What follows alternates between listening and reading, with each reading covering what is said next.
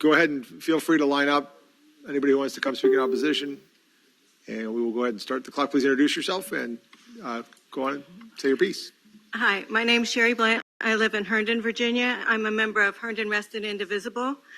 So I have worked hard the last few years to elect Democrats. I've also, even before joining HRI, I've been working against gerrymandering as a part of Virginia New Majority.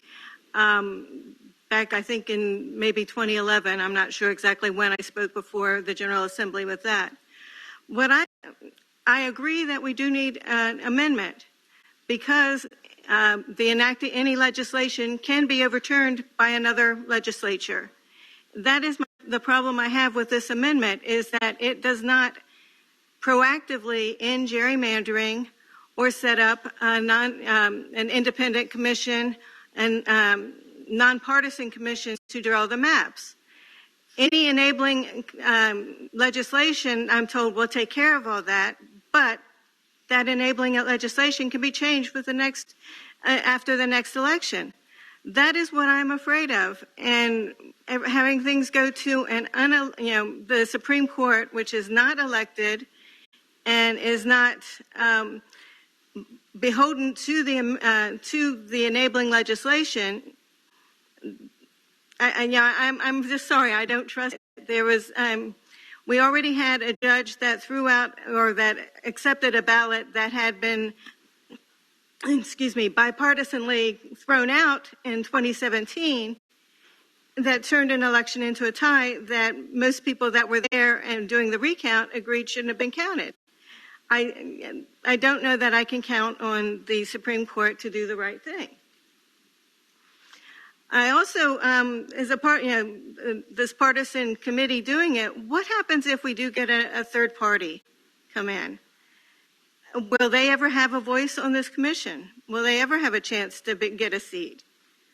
Not saying that they, anytime soon, but there is a possibility that we can have a third party. Somewhere in Blacksburg, they can develop a Green Party that's doing great in Blacksburg. Will they ever get a vote? Will they ever have a seat at that committee? Another thing is, I hear lots of things that, it passed, by the majority last year. Why do we have a chance to vote on it the second year, if not a chance to give the General Assembly another chance to look at it? And that's what I'm saying. It's not hypocrisy, which I've been reading a lot in the papers and hearing a lot, that the Democrats are hypocritical now that they're in power to question it. It's not hypocrisy. It's prudence to look at something and make sure it's done right before we change our Constitution. And we've got a perfectly good amendment that we can see how the commission will work. If it doesn't work, we can change it. If we have an amendment and it doesn't work, it'll be very hard to change. Thank you.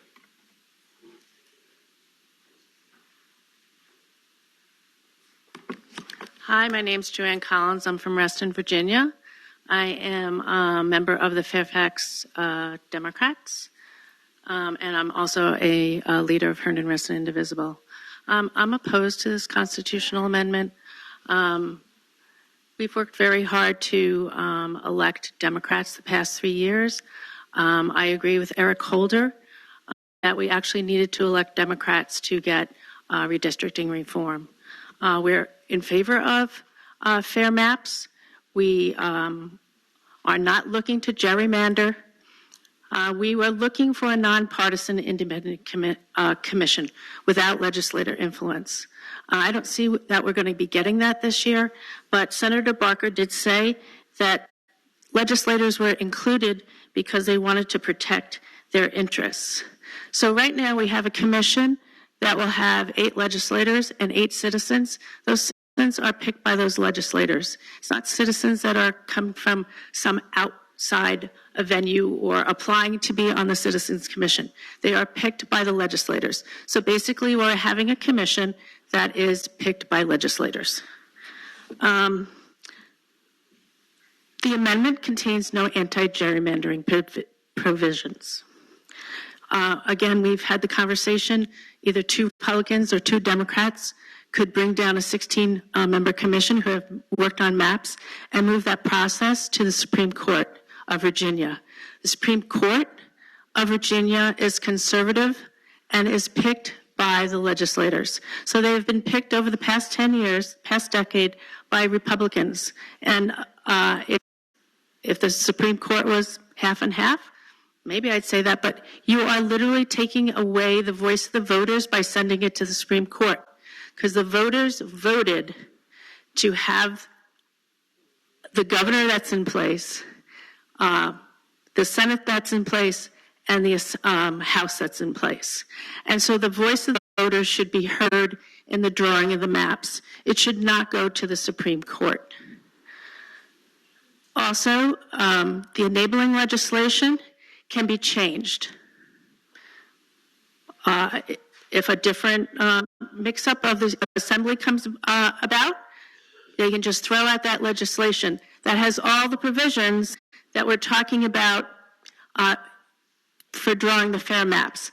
None of the language is in the amendment itself.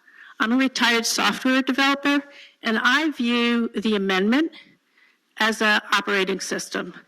I view the enabling legislation as an application. And at the moment, the way that this process is structured, the amendment is partially in the application. And so to me, it is a flawed setup. And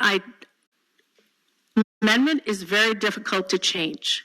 And so if we go forward and say, oh, we are going to get more reform later, it's going to be very difficult to do, because this amendment this commission will already be in place. So the voters, although they say 70% of the voters are for redistricting reform, yes, they are for redistricting reform, they're for fair maps, they're for anti-gerrymandering, they're not necessarily for this constitutional amendment. So there is no reason why we cannot have legislation that would draw our maps and work on an amendment that the people would really want, which would be a nonpartisan redistricting commission. And also on January 28th, Fairfax County Democrats, which are the largest Democratic body here in Virginia, actually voted on a resolution that rejects this constitutional amendment.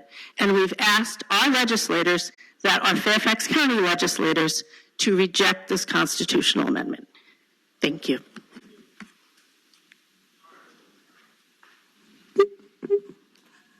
It appears that there are no other persons willing or